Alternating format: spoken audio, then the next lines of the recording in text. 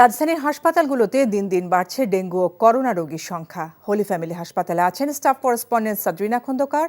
সরাসরি যাচ্ছি তার কাছে। সাদরিনা, হাসপাতালগুলোতে রোগীদের অবস্থা কেমন দেখছেন? ডাক্তাররা কি বলছেন?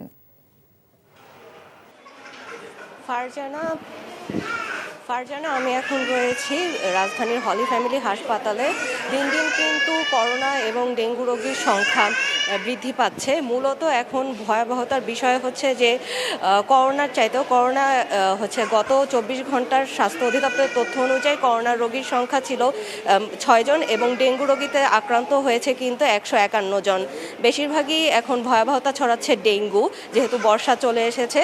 এবং চিকিৎসকরা বলেছেন কিন্তু ডেঙ্গুর সাথে সাথে চিকুনগুনিয়া রোগও কিন্তু এখানে প্রকট দেখা দিয়েছে। ডাক্তার বলেছে যে অনেকে এই বর্ষার সময় সিজনাল চেঞ্জের জন্য বিভিন্ন সময় জ্বর আসে, অনেকে এই জ্বর নিয়ে হেলাফেলা করে। ডাক্তাররা পরামর্শ দিয়েছে জ্বর আসলে এবং শরীর ব্যথা করলে যে কোনো ধরনের লক্ষণ দেখা দিলে কিন্তু হেলাফেলা না করে ডাক্তার এবং নিকটস্থ চিকিৎসক যারাই আছেন তাদের সাথে সেখানে যেতে এবং তাদের কাছ থেকে পরামর্শ নিতে। এবং করোনার ব্যাপারে চিকিৎসকরা বলছেন যে যথাসম্ভব নিজের যে স্বাস্থ্য সচেতনতাগুলো আছে সেগুলো নিজের বৃদ্ধি করতে এবং মাস্ক ব্যবহার করতে বলেছেন।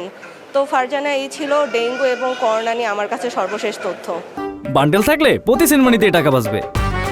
বিকাশ সেনমানি বান্ডেল কিনে জিতুন প্রতি লেনদেনে।